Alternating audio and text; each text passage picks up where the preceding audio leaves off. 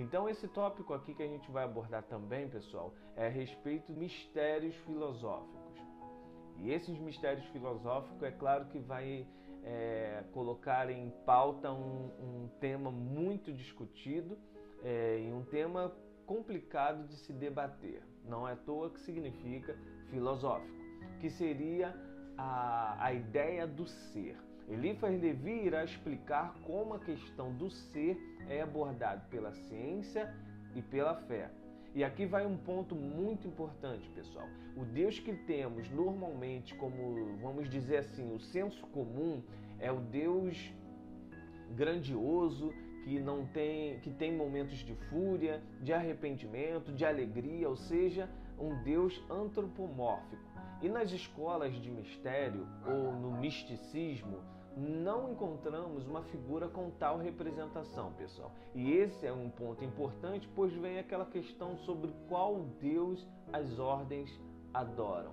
Então sempre tem essa questão, essa ordem, esse grupo essa escola de mistério, o que vocês fazem, que Deus que vocês adoram. Então sempre essa necessidade do senso comum de adorar um Deus. E normalmente quando não é o Deus que essa pessoa adora, então está excluído, é um Deus errado. Ou normalmente, comumente, como a gente pode encontrar, se não é o meu Deus, então é o diabo, independente de qual for esse outro Deus. Então, e essa é uma questão tão complexa que o Deus que as ordens de mistérios ou os Deus das escolas de iniciações não tem um nome, não tem essa figura, é algo imensurável, é algo que não se pode tentar sequer definir. A concepção de Deus para essas escolas de mistério, pessoal, é algo de tamanha grandiosidade, vamos dizer assim, que exige um certo amadurecimento espiritual e muito bem estruturado do adepto. Então, por isso que você vai ver, por exemplo, na maçonaria, o grande arquiteto do universo, então não tem essa figura, não tem um nome.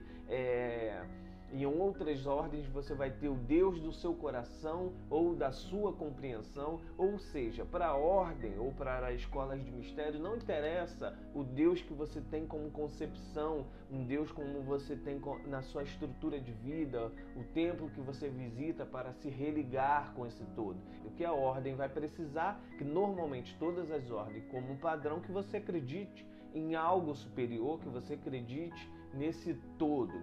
Uma noção sobre essa questão, pessoal, das pessoas indagarem tanto sobre qual Deus as ordens veneram ou adoram em si, temos um excelente exemplo, por exemplo, nesse livro, A Chave da Teosofia.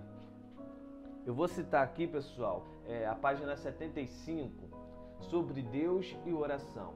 Esse livro é em forma de diálogo, são perguntas e Helena ela responde essas perguntas. Então, com certeza será um livro que eu também irei tratar aqui no canal. Vamos lá. Pergunta: acredita em Deus? Depende de que se entende por esse termo. Helena responde: referimos-nos ao Deus dos cristãos, Pai de Jesus e Criador, o Deus bíblico de Moisés. Então ele foi bem específico em que ele entende como Deus. A resposta dela é o seguinte: em semelhança a Deus, não acreditamos. Repelimos a ideia de um Deus pessoal ou extracósmico e antropomórfico, que apenas é a sombra gigantesca do homem e nem mesmo o que há de melhor nele. Dizemos e provamos que Deus da teologia é um conjunto de contradições, uma impossibilidade lógica, portanto, nada temos a ver com ele. Novamente a gente vê aqui ela mencionando sobre conjuntos de contradições e impossibilidade lógica, o que tem totalmente a ver e é sobre os mistérios filosóficos. Então essa questão que precisa se refletir muito é o que, por exemplo, na teosofia entende como esse Deus, qual o posicionamento deles referente a esse Deus da pergunta. Então, pergunta a ele retrucando: mostre-me razões. São várias, podemos nos ocupar de todas, mas aqui estão algumas. Esse Deus é chamado por seus seguidores de infinito e absoluto. Não é certo? Creio que sim. Sendo assim, se ele é infinito, quer dizer ilimitado, e especialmente se é absoluto, como pode possuir uma forma e ser criador de alguma coisa? A forma implica em limitação e um princípio, bem como um fim. E para criar, um ser necessita pensar e projetar. Logo adiante, pessoal, na página 76, ela responde enfaticamente o que seria o que a teosofia crê. Cremos no princípio divino universal, a raiz de tudo, de onde tudo procede e onde tudo será obtido ao fim do grande ciclo do ser. Então, realmente é uma questão muito complexa de se abordar. Então, é necessário realmente muita reflexão, muito estudo, sobretudo que eu mencionei sobre um amadurecimento espiritual, esse distanciamento desses dogmas. Então, o adepto nesse primeiro contato, por isso que é tão importante quando um buscador vai tentar ingressar em qualquer tipo de ordem, esclarecer esses pontos, porque normalmente a pessoa já vem com uma religião, então quando entra com uma religião fica com esse conflito de dogmas com o ocultismo, com o misticismo ou com a escola de mistérios, seja qual for o segmento. Então sempre essa comparação, pô, mas minha religião diz isso e o ocultismo diz aquilo, minha religião diz isso e a ordem diz aquilo, e aí?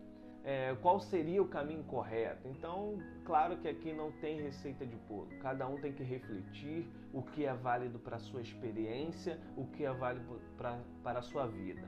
Mas para facilitar uma compreensão sobre esse assunto, seria interessante você ler o livro já citado diversas vezes aqui no canal, pessoal, O Kybalion. Nele é esclarecido a respeito do todo. É claro que cada escola de mistério irá abordar esse assunto conforme sua tradição.